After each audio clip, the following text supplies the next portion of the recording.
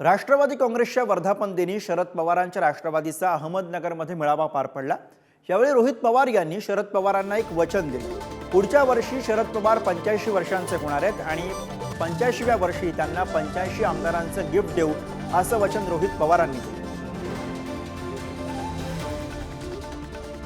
रोहित पवार यांनी शरद पवार यांना दिलेलं हे वचन 85व्या वर्षी 85 आमदारांचं गिफ्ट देऊ असं रोहित पवार यांनी म्हटलं। पुढच्या डिसेंबरला साहेबांना आवडत नाही त्यांच्या वयाबद्दल बोललेलं, पण तरी सुद्धा या ठिकाणी मी बोलतो। पुढच्या डिसेंबरला पवार साहेबांचं वय 85 होणार आहे।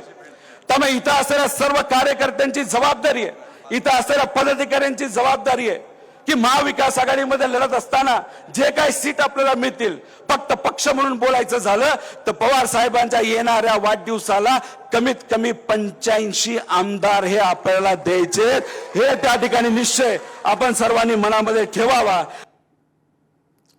तर रोहित पवार यांचं वर्धापन दिनी केलेलं हे वक्तव्य 85 आमदारांचं गिफ्ट आपण शरद पवारांना देऊ असं रोहित पवार यांनी म्हटलं। तर एकूणच आपल्याला राष्ट्रवादी काँग्रेस शरद पवार गट आणि त्यासोबतच ठाकरेंच्या शिवसेनेमध्ये आता विधानसभेच्या दृष्टीनं घडामोडींना वेग येताना बघायला मिळतो। लोकसभेच्या निकालानंतर आता ठाकरे आणि पवार या दोन्ही पक्षांमधले कार्यकर्ते जोमानं कामाला लागलेले आहेत आणि विधानसभेची तयारी करताना दिसतात। चेतन सावंत आपले प्रतिनिधी सोबत आहेत, त्यांच्याशी अधिक बोलूया। चेतन, लोकसभेचा निकाल लागला आणि त्यातून असं चित्र निर्माण झालं की ठाकरे आणि पवार यांच्या भोवती एक सहानुभूतीची लाट आहे आणि अशात आता लोकसभेच्या निकालानंतर पवार आणि ठाकरे विधानसभेसाठी जोमानं काम करताना दिसत आहेत। त्यातच अर्थातच रोहित पवार यांच्या या विधानाकडे बघावं लागेल, ठाकरेंच्या दौऱ्यांकडे बघावं लागेल। चेतन,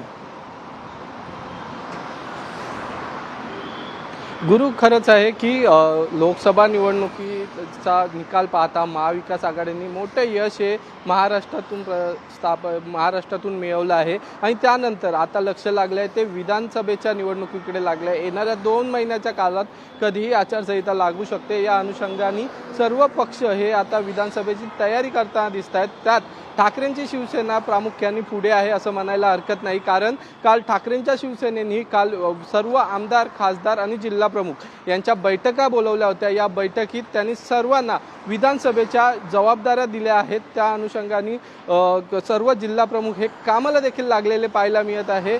जिल्हा प्रमुखांना कोणत्याही गोष्टीची अपेक्षा न करता जशी लोकसभेत काम केलं तसंच विधानसभेत देखील करावे असे आदेश देण्यात आले आहेत। आणि महत्त्वाचं म्हणजे कोणती जागा कोणाच्या वाटेला जाईल घटक पक्षांमध्ये किंवा महाविकास आघाडींमध्ये याचा विचार हा तुम्ही करू नका, याचा विचार पक्षश्रेष्ठी करतील आणि जो काय निर्णय असेल तो घेतील। मात्र तुम्ही सर्व जागेंवर कामाला सुरुवात करा। विधानसभेला अवघे काही महिने उरले आहेत, त्यामुळे आत्तापासूनच जोमाने काम करा, जेणेकरून जो निकाल असेल तो ठाकरेंच्या शिवसेनेच्या बाजूने असेल असं आव्हान देखील उद्धव ठाकरे यांनी कालच्या बैठकीत केलं आहे। त्याचबरोबर उद्धव ठाकरे असतील, आदित्य ठाकरे असतील यांनी ज्याप्रमाणे लोकसभा निवडणुकींपूर्वी संपूर्ण महाराष्ट्रात दौरे केले होते, मराठवाडा, विदर्भ, पश्चिम महाराष्ट्र, उत्तर महाराष्ट्र, कोकण या सर्व विभागांमध्ये उद्धव ठाकरे आणि आदित्य ठाकरे यांच्या सभा झाल्या होत्या, यांचे मेळावे झाले होते। त्याचप्रमाणे आता विधानसभा निवडणुकींपूर्वी देखील उद्धव ठाकरे, आदित्य ठाकरे हे राज्यव्यापी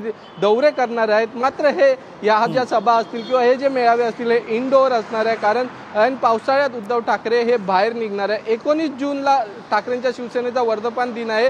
हा वर्धापन दिन झाल्यानंतर लगेचच लोकसभेचा निकाल लागलेला आहे चेतन, आणि त्यानंतर आता पवार आणि ठाकरे या दोन्ही गटांमध्ये आपल्याला विधानसभेची तयारी बघायला मिळते। धन्यवाद या सगळ्या सविस्तर माहिती आणि विश्लेषणासाठी। पुढे